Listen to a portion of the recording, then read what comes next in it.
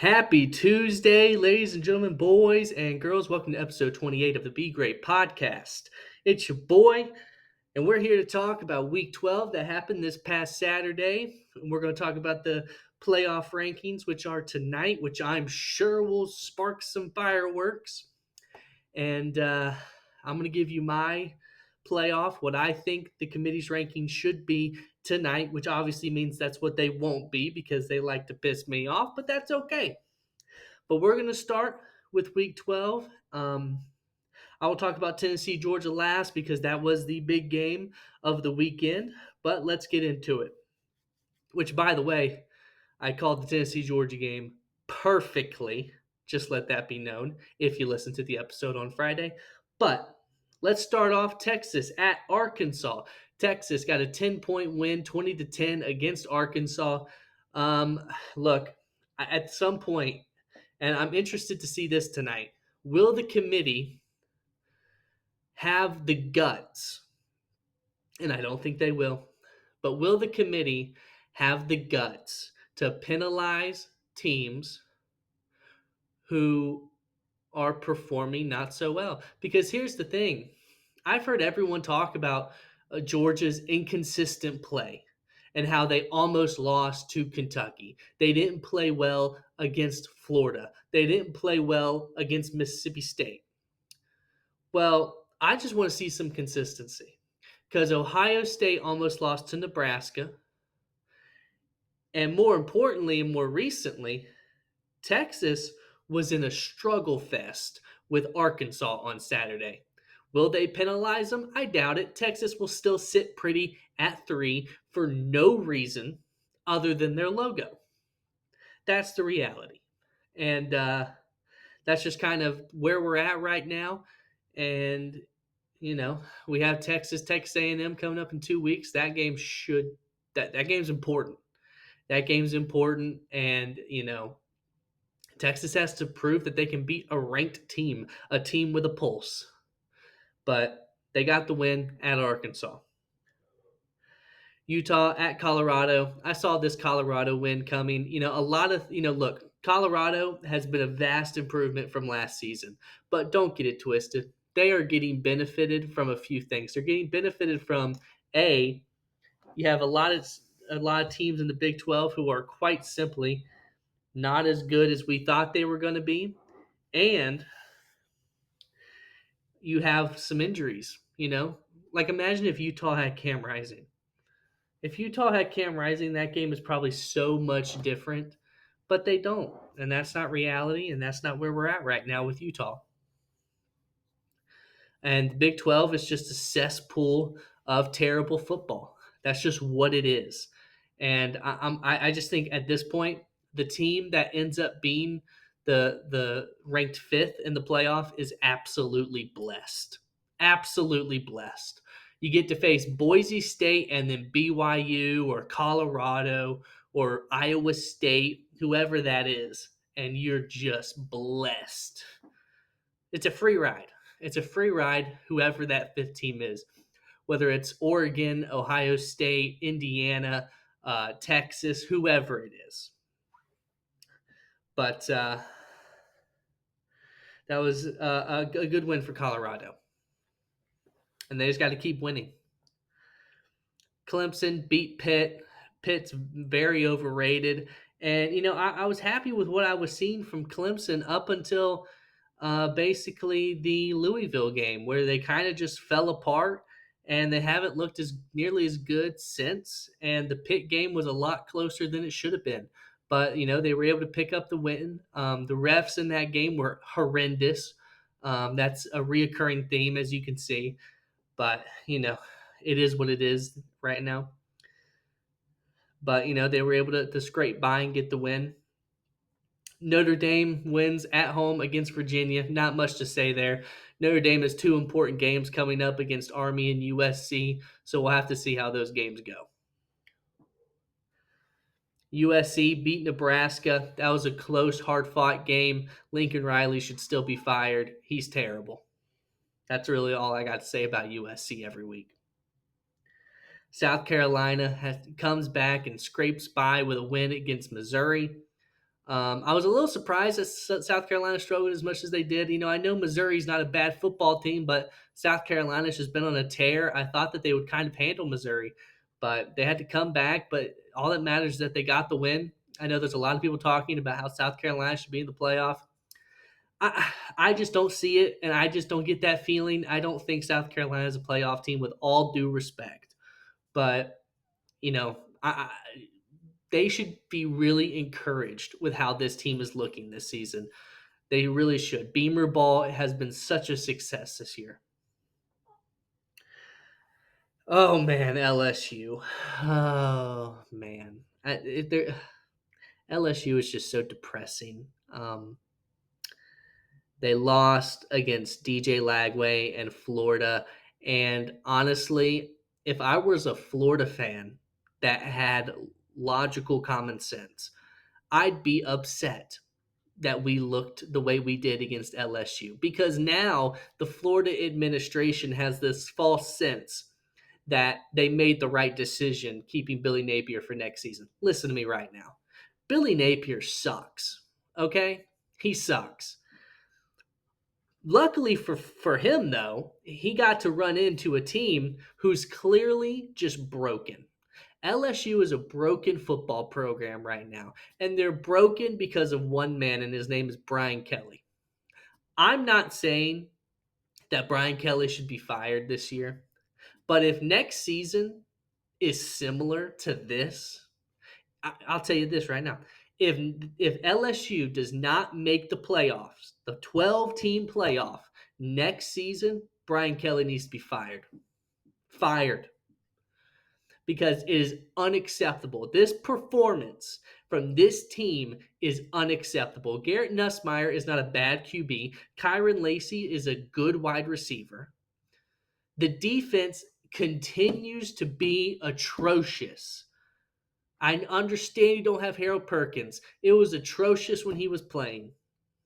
This is unacceptable. And what's the most unacceptable are the mental errors, the mental mistakes, the lapses in common sense that this team has, from the coaching to the players. It's an embarrassment. And Brian Kelly, if they don't make the playoff next season, he's got to go, because LSU should not be outside of the top 12 2 years in a row. That's unacceptable with the talent that they're able to get at that school. Oregon narrowly wins at Wisconsin. You can't really penalize Oregon in the playoff ranking because they're undefeated and have a good win against Ohio State. So you can't really penalize them. So they're going to stay at 1. But man, there's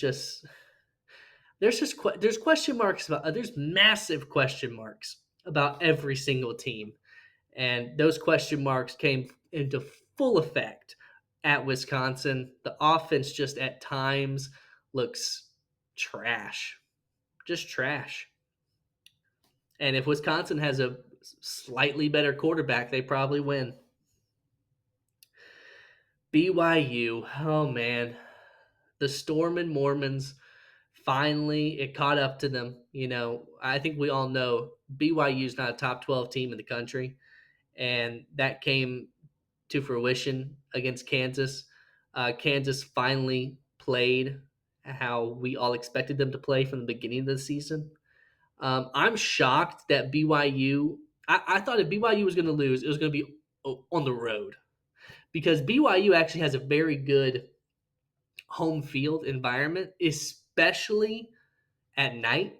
So I was shocked that this was the game that they lost. But I'm just fine. I'm just happy that the frauds lost. I mean, the fact that the Big 12 and ACC even gets to be in the playoff hurts my brain and hurts my soul. But it is what it is. But they finally lost. They'll be outside the top 12. But they're still alive to win the Big 12 championship, and so that's what their focus needs to be right now. Georgia, Tennessee. I distinctly remember on Friday, I said that Georgia was going to handle Tennessee and win by a minimum of 2 touchdowns. Georgia, on Saturday, won by 2 touchdowns. It's almost like I can see the future. It's almost like I can see the future, I think. You know what I'm saying? Um, look, I had someone ask me yesterday if I was, or no, it wasn't yesterday. It was Sunday. If I was worried at all before the game or during the game. I was not worried. If you're a Georgia fan, I don't know why you would be. Yeah, it was 17-17 at halftime. We didn't look good in the first quarter. Guys, I understand that Georgia has been down this year and Georgia has been extremely inconsistent this year. But do we understand the other team we're talking about here? There are third graders alive today that have never witnessed Tennessee beat Georgia. Tennessee seems to have an issue with Georgia, the same issue that Georgia has with Alabama. Can't beat them no matter what. Just seems to not be able to beat them, especially with Georgia being at home with the blackout atmosphere. I was very confident in Georgia winning. I said so on Friday. It's why I call Rocky Top Rocky Flop, because that's what they do in the big moments, and it showed on Saturday. I think Nico is a good quarterback and has a bright future, but he quite simply does not have the weapons around him to be able to succeed at the highest level. He just doesn't. Squirrel White and Brew McCoy don't do much for me. And what you saw defensively from Tennessee is that, yes, they have good pieces on the defensive line, but if they have an off game, if they don't get home, you are going to get shredded. And that's exactly what happened. And I was so happy to see that version of Carson Beck. He was borderline perfect. Borderline perfect. He missed Everett in the corner of the end zone. Although you could argue Everett should have caught it, but as we know, Georgia receivers do not catch footballs. What I was encouraged by was Carson's decision making. He seemed so comfortable, so confident. I loved to see that. I loved that even with ETN out, we weren't terrible at running the ball. I loved Carson using his legs. He's way more mobile than people think he is. I loved that the tight ends finally woke up. Oscar Delp finally decided to play a football game. Ben Urasek, who I have despised all season, had a great game. And look, our offense easily, that was the best that they've looked all season. And that was as close to a complete game as Georgia has played all season. The first quarter was rough, but the second, third, and fourth quarters were fantastic. Defensively, I'll tell you this.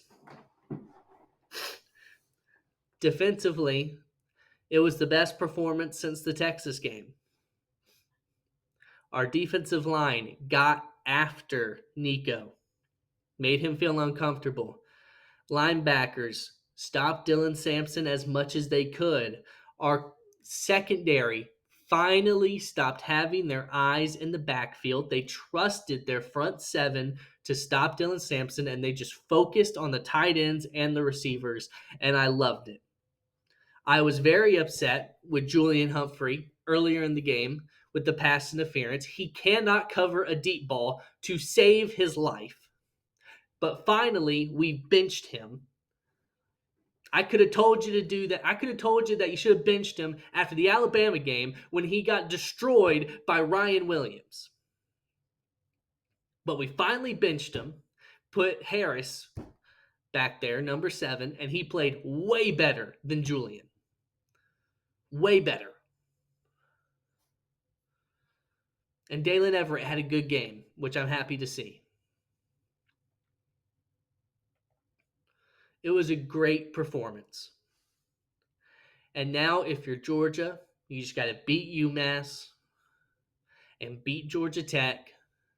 You probably won't be in the SEC championship game. I don't know how the tiebreakers and all that play out, but I don't think you're going to be in it. But that's okay. Get the free bye week. Get your guys healthy. And luckily, you have this UMass game to also get some guys healthy going into the playoff. That's what matters. Get ETN healthy. Get Branson Robinson healthy. Get Dylan Bell healthy. Whoever needs to get healthy, let them get healthy. I don't want to see our starters on the field after halftime for the UMass game this Saturday. Don't want to see it. I better not see it. I better see Gunnar Stockton out there with Cash Jones. Another thing, Nitro Tuggle, I thought played a great game. Arian Smith was having a bad time out there. He was having a rough one, and they brought Nitro Tuggle out there. He was able to get separation. He also played because of the Dylan Bell injury. But he was able to get separation on the outside. I thought Nitro Tuggle was really, what I saw from him was really promising, and I really liked what I saw from him. Just to talk about this, though, a lot of Tennessee fans, naturally, because they're a bunch of losers, they have a losing culture and a losing fan base. That's why they can never win anything important. Of course, they immediately go to Twitter and start talking about the refs. Immediately. Oh, that wasn't a face mask on Nitro Tuggle. Oh, that should have been a fumble on Oscar Delp. This, that, and the other. First of all, the play with Oscar that they claim is a fumble because they don't know football, we punted on that drive.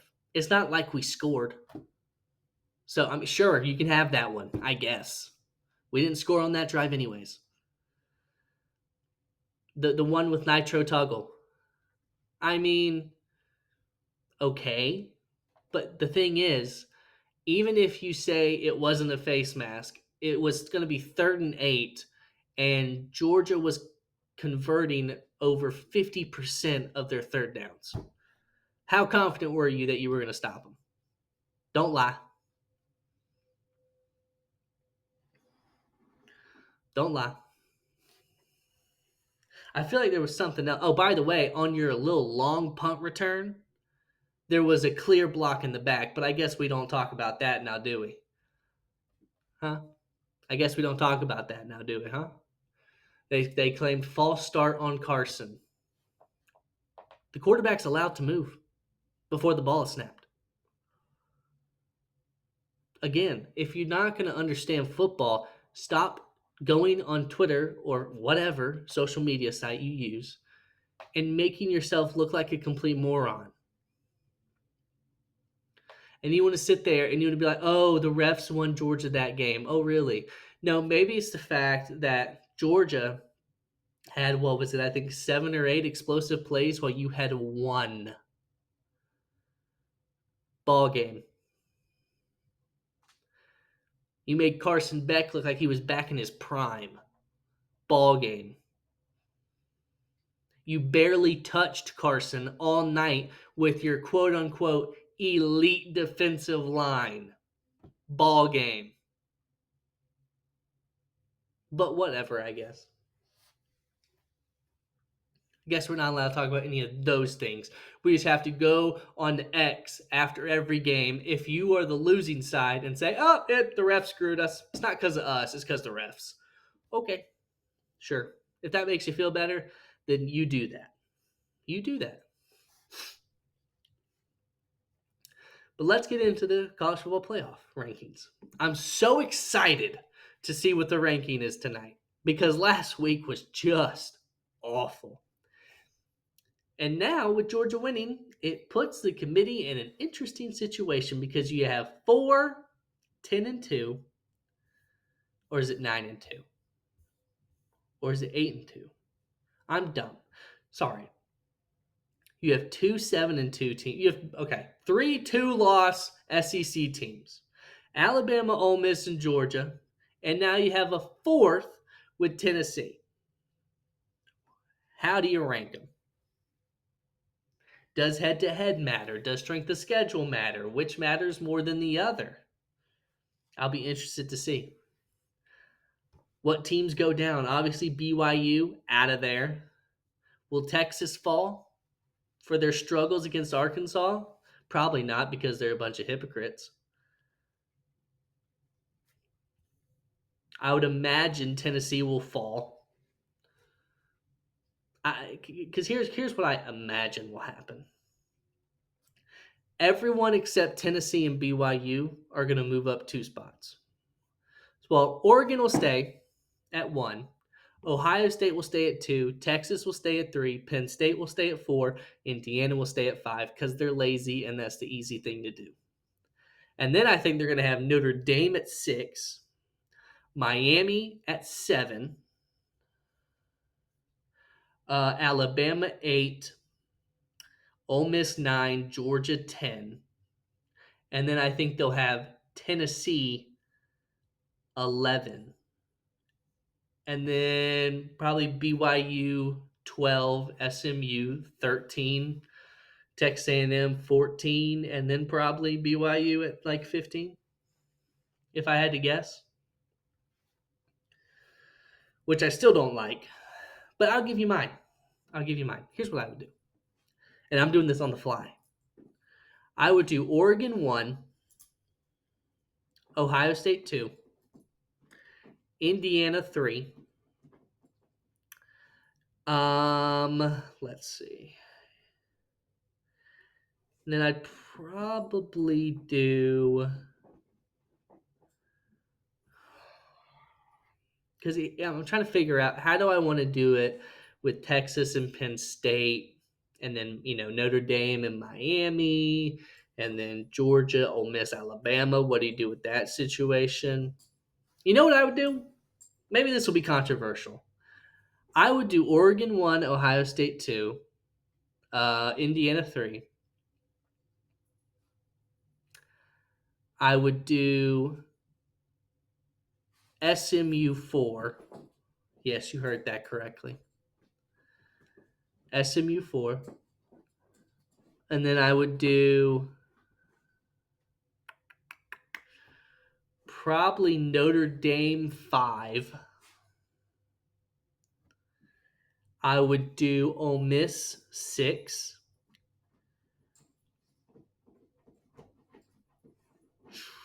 Ooh. Alabama 7, Georgia 8, Texas 9, Penn State 10, Miami 11, Tennessee 12. Actually, no. Tennessee 11, Miami 12. That's probably what I would do. SMU deserves more respect, as I ranted about on Friday. And I think you should rank Ole Miss, Alabama, and Georgia ahead of Texas, ahead of Penn State. Their strength of schedules are better. Their record is more impressive than what Texas and Penn State have done, and Miami. Easily. And you wonder, you'd be like, why is SMU so high? SMU has a ranked win. Actually, I'd probably put Notre Dame ahead of SMU, by the way, but you get the point. Notre Dame has a win against Texas A&M, has a win against Louisville. SMU, a win against Louisville. Miami lost to Georgia Tech. Actually, no. SMU ahead of Notre Dame because Notre Dame lost to Northern Illinois. At least SMU's loss was to BYU. That's how I feel about the rankings, at least. It's not going to be that because the committee's dumb and their criteria is inconsistent, contradictory, and all over the place. But that's just where we are right now. I will have another episode out on Friday, reacting to the playoff rankings and giving you my picks for week 13 of the college football season. Crazy to believe we're almost to the end. It's a little depressing, but here we are in the holiday season, so that's fun. Um, I hope everyone has a tremendous Tuesday. Be looking out for my episode on Friday. Watch the playoff rankings tonight. And yeah, everyone have a great day.